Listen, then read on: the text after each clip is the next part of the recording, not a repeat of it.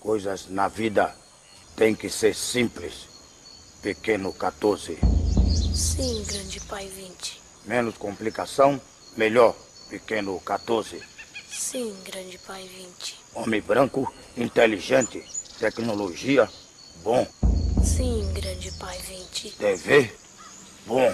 Sim, grande pai. Videocassete, bom. Pequeno 14. Sim, grande pai. Mas aquele monte de cabo pra ligar é um pé no saco. Pequeno 14. Novos dueto Philco. Simplicidade no Pequeno 14 e no Grande 20. Tem coisas que só a Philco faz pra você.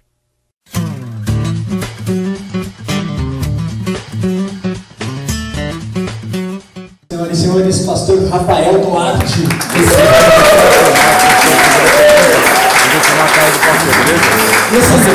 Beleza, as pessoas que fazem a pergunta você vai fumar a cara dele. Eu só vou ficar no pastor, você vai beleza. atrás do Certo. Esqueceu de falar que eu sou São Paulino também. Aê! Eu sou Paulino. Tá bom. Não colocaram na ficha. Não, eles não colocaram, faz parte da minha apresentação. Eu tenho noções de Windows, Word e Excel. Mas na verdade é geografia, né? É isso aí. Então, pessoal, vamos começar uma nova rodada de perguntas aqui com o pastor Rafael Duarte, falando sobre sexo, namoro e etc. Pastor Pedro, de pastor para pastor, que onda. Olha lá, agora. Não, a minha pergunta é a seguinte.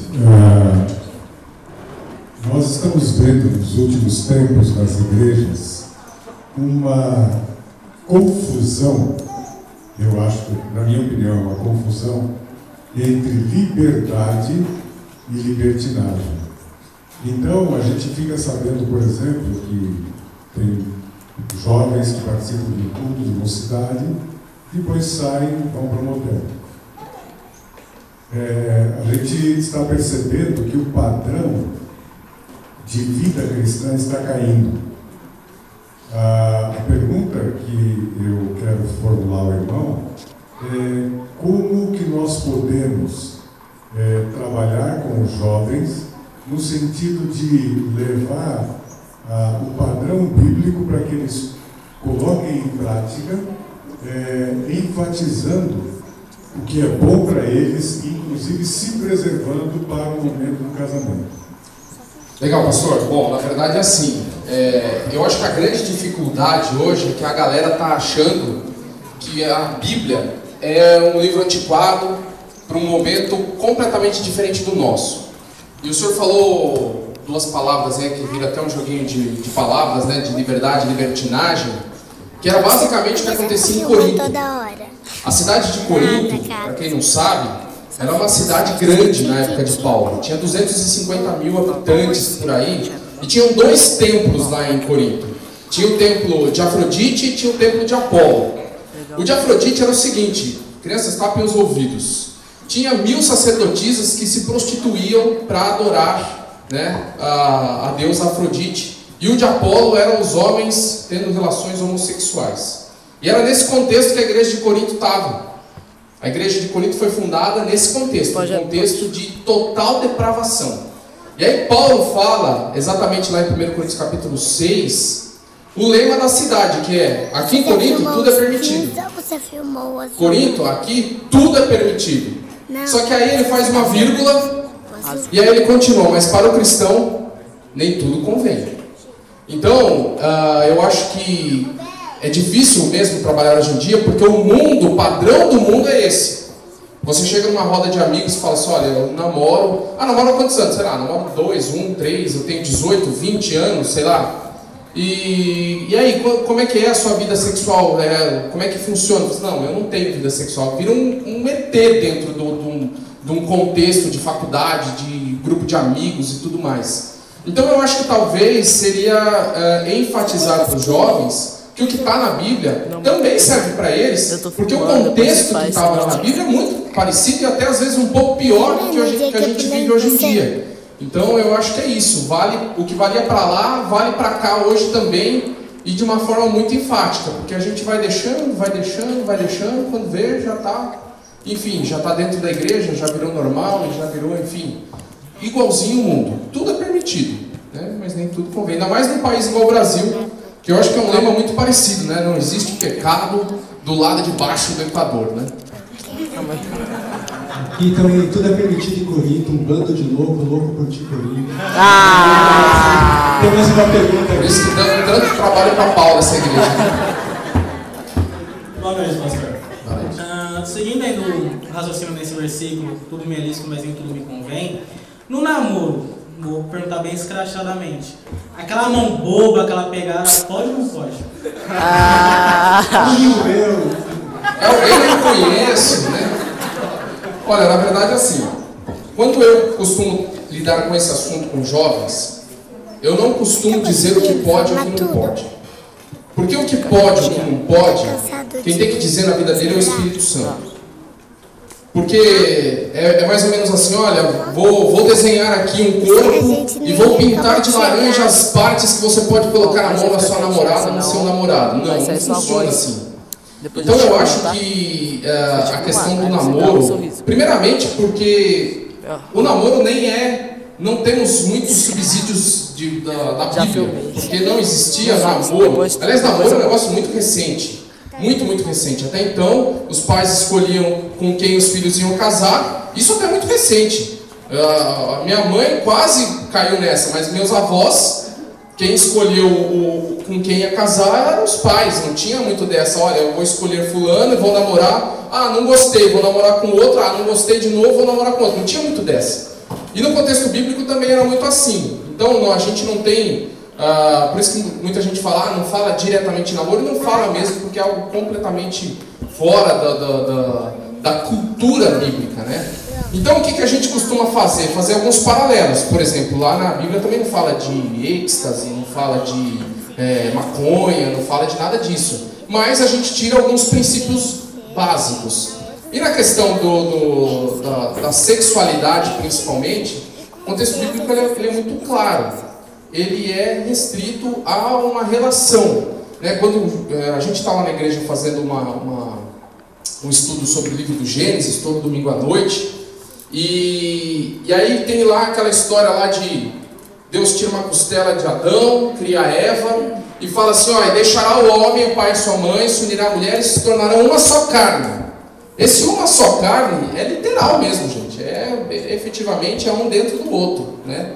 É bem por aí. Então, no contexto bíblico, a questão da sexualidade, ela é restrita ao matrimônio, ela é muito focada. Aí você fala assim, mas isso aí era 2000 anos atrás, mas é que tá, os princípios são os mesmos. Então, se você me pergunta o que pode ou não pode no namoro, eu diria para você e a sua namorada, eu falei sua namorada, que moderninho, né?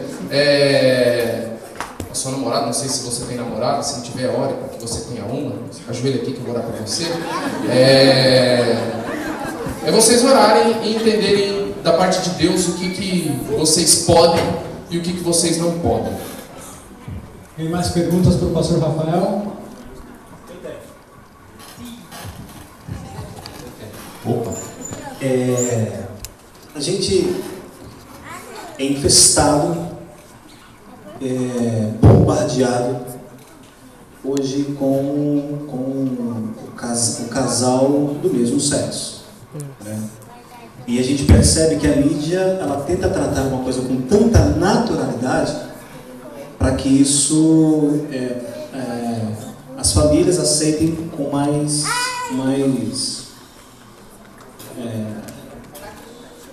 fica uma coisa mais tranquila de se achar. Tá. Agora minha pergunta agora como igreja. Certa vez eu vi um casal, duas mulheres, e que essas duas mulheres eram dois casais, duas mulheres que elas adotaram uma criança e também uma delas, por inseminação, teve um filho, os dois. Só que você olhava a figura do casal, não é nada dessa coisa berrante que a gente vê do homem querendo ser mulher, da mulher querendo ser homem, aquela coisa que, de uma certa forma, além de já ser errado, te causa ainda mais uma algeriza, porque extrapola-se o normal, né? Só que você olhava aquela figura e você via duas pessoas normais com 2 filhos. Minha pergunta agora é de ovelha para pastor. Você acha que a gente está, a igreja em si, né, parecendo mais com o mundo a cada dia que passa, a ponto de, amanhã ou depois, isso se tornar normal dentro da igreja? Não estou dizendo que a igreja aceite, mas pode acontecer de 2 figuras dessas normais, visualmente normais, são 2 mulheres normais, com esse problema dentro da igreja, e como tratar isso? Na verdade, eu acho muito interessante a sua colocação, porque eu disse isso alguns dias atrás, num contexto muito parecido, porque o pastor Pedro vai se lembrar que na igreja a questão do divórcio. O divórcio era um tabu, não era permitido, não era possível, era algo assim, completamente, algo muito, uma aberração dentro da igreja se falava assim, divórcio. E hoje a gente vê pastor recasado, né? Essa é a verdade, já virou normal dentro desta associação, inclusive, enfim, está dentro do padrão bíblico, não, é outra discussão. Aí a gente fica horas e horas teologando.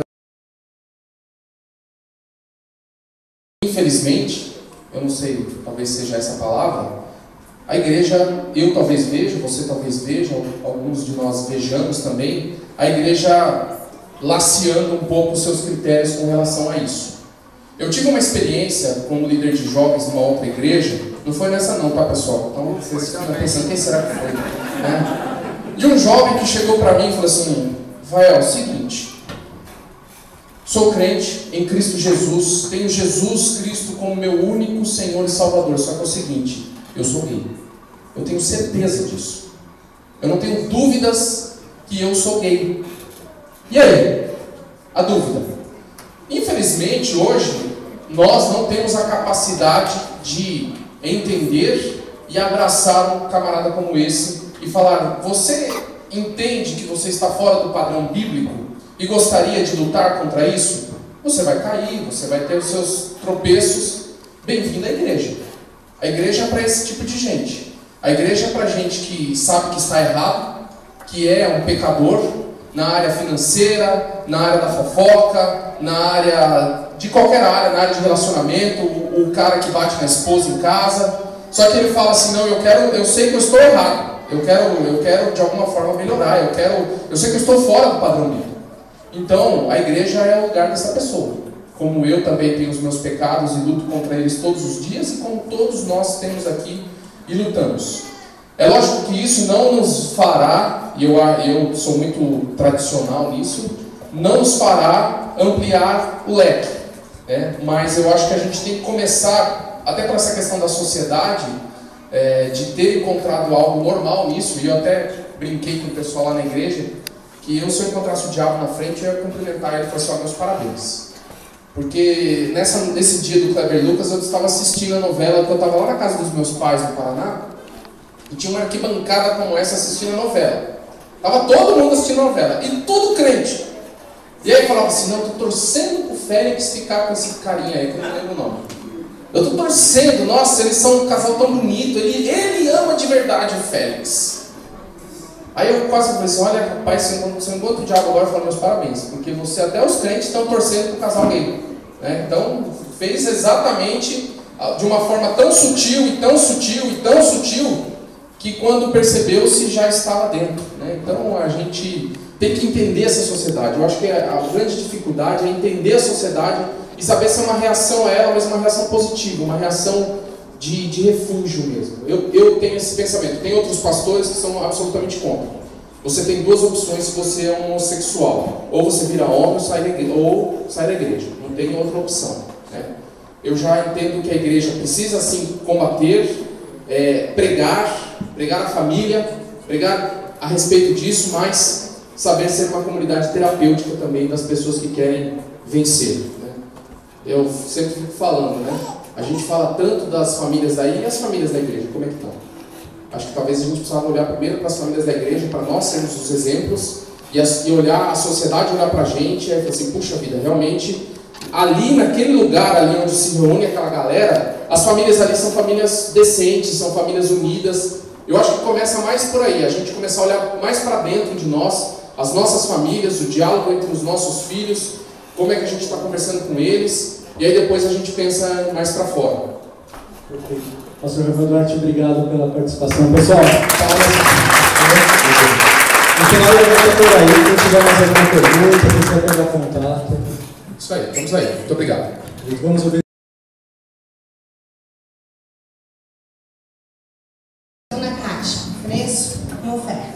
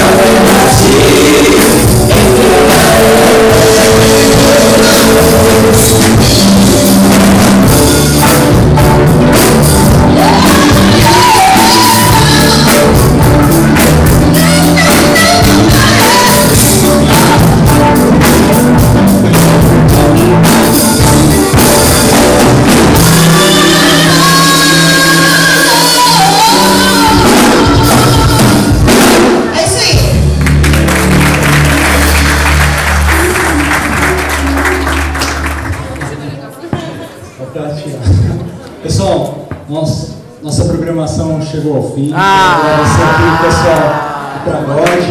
Palmas para eles. Que Deus abençoe vocês. Que conduza aí esse caminho. Que use realmente cada vez mais a vida de vocês. Agradecemos o Ministério da Ciência de Deus, essas lembranças das Eu quero agradecer ao pessoal que me acompanhou, que estava aí junto, que vieram de outros compromissos, ao Marcos, meu namorado, que sempre me acompanha, enfim, todo o pessoal. Obrigada. Nós temos ao Lade. Deus abençoe vocês, a carreira, tudo de sucesso. Rosário, olha aí. Pastor Rafael Duarte. O próximo crescendo estará conosco também, tratando do mesmo assunto. Está aprovado? Foi aprovado? Foi bênção, né? Deus abençoe, pastor. Graças à igreja lá do Parque de Jandaia. Estamos encerrando então a nossa programação. Que Deus abençoe a sua vida, te acompanhe, te enche de paz, e a tua família também.